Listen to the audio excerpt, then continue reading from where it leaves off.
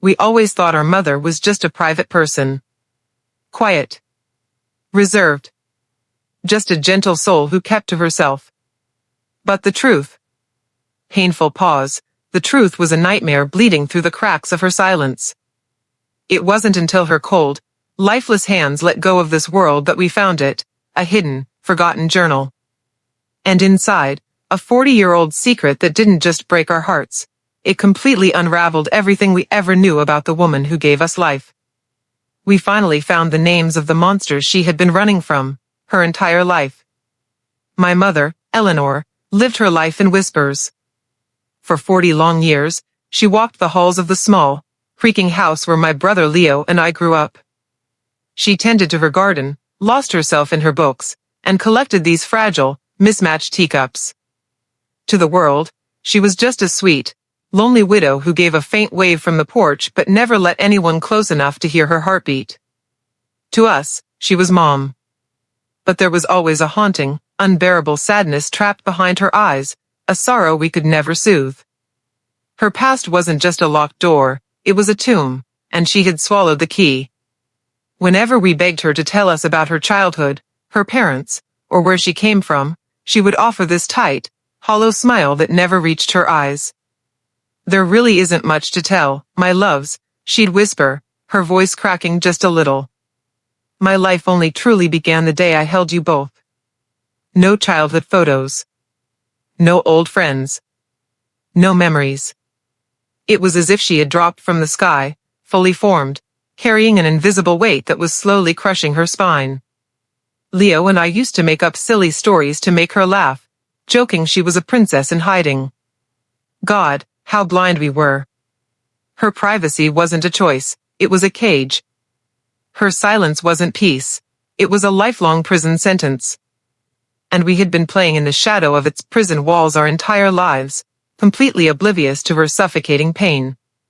Eleanor passed away on a cold, Tuesday morning in early spring, dying just the way she lived, without making a sound. Suddenly, the house became overwhelmingly, terrifyingly quiet. Her presence, even in its quietest moments, used to fill the rooms. Now, there was only a hollow, aching echo. A few weeks later, with tears blurring our vision, Leo and I began the heartbreaking task of packing away her life. Touching her clothes, her books, her teacups, it felt like holding the scattered pieces of a puzzle we were never meant to solve. Then, Leo found it. He was clearing out the old linen closet, the one that still carried the fading scent of her lavender perfume and mothballs. He noticed a loose floorboard. Prying it open, expecting nothing but dust, his hand hit something solid. Tucked away in the dark, suffocating space between the joists, was a small, plain, leather-bound journal. The leather was worn raw, wrapped so tightly with a brittle, decaying cord that the knot looked like a scar. No name. No date. Holding it felt illegal. A heavy wave of guilt washed over us. It felt like we were violating the one sacred boundary she maintained while alive: do not pry. But the silence she left behind was screaming at us. We needed answers. With trembling fingers, Leo cut the cord, the old leather groaning under his touch. He opened the first page, and the ground beneath our feet completely collapsed. The first page didn't have a date. It had a list of desperate, terrified rules. Never, ever speak their names. Never look back at that town. Never contact the others. Trust no one. The past is a monster that never dies. And right underneath, written in her elegant, shaky handwriting, were words that chilled us to the bone: the pact was made. May God have mercy on our filthy souls. A pact. The word felt heavy, suffocating. As we turned the yellowed pages, we didn't find a diary. We found a map of pure, unadulterated terror.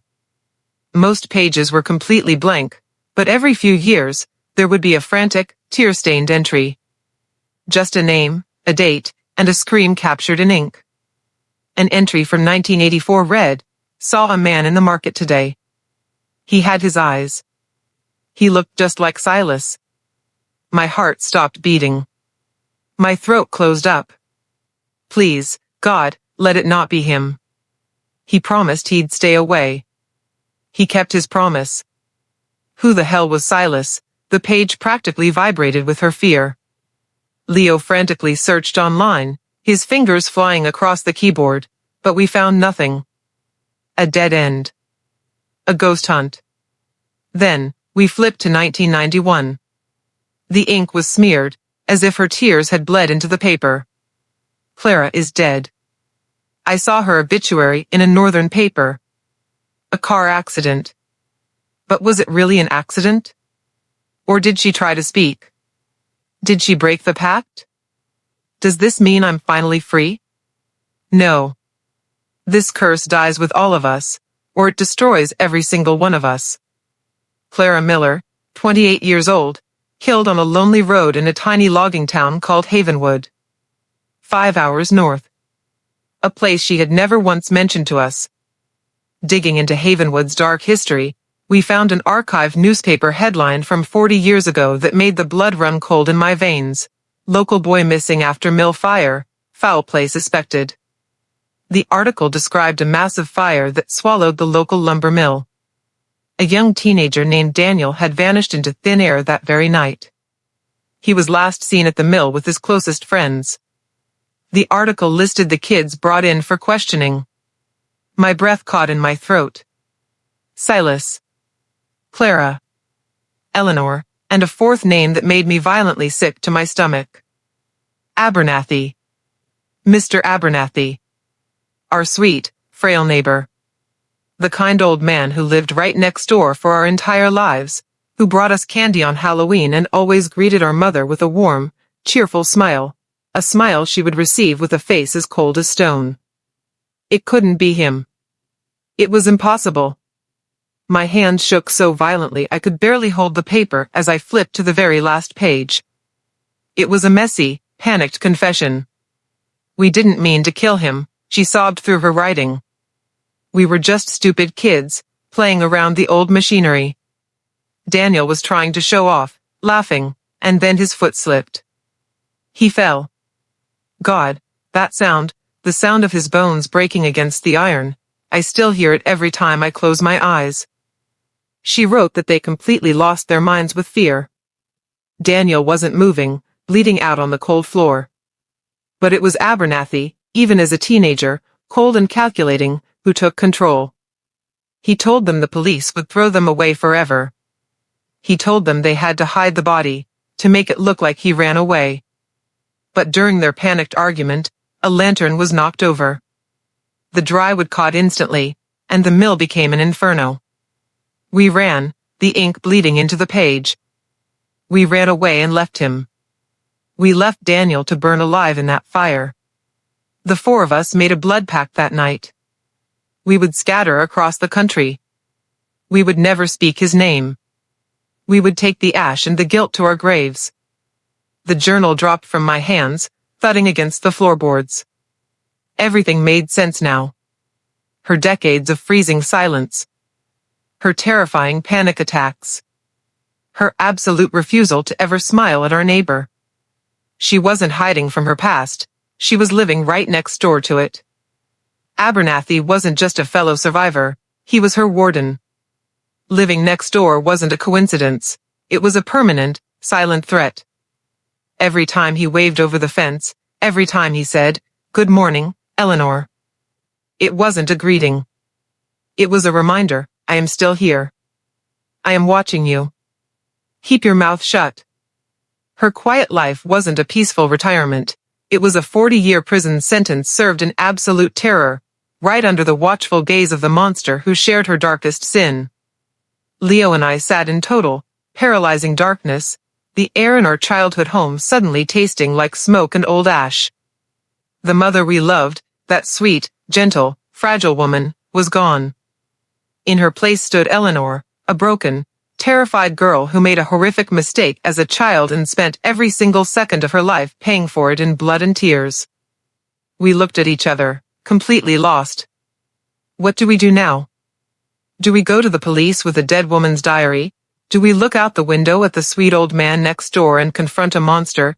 The secret didn't burn out when her heart stopped. The curse was ours now. Now, when I think of her distant smiles, or those moments she would stare blankly out the window for hours, I realize she wasn't looking at her garden. She was standing at the edge of a burning mill 5 hours north, hearing a boy scream her name through the flames. She didn't keep this secret to hurt us, she locked it away to protect us. She took all that agonizing darkness into her own soul so that her children could walk in the light. It was a heartbreaking, agonizing act of love. But secrets have a way of digging themselves out of the grave, even after 40 years of darkness. Family secrets can completely shatter the foundation of who you think you are. If you have ever uncovered a dark truth about your family's past that changed your life forever, please, talk to us in the comments below. We are here to listen. And if you want to support us in telling these stories of hidden human pain, please subscribe. We never got to know our mother's favorite color, or what she dreamed of becoming when she was a little girl.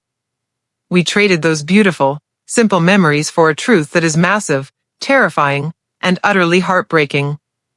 We spent our entire lives building a home on top of a ghost story, never knowing the floorboards were bleeding underneath us.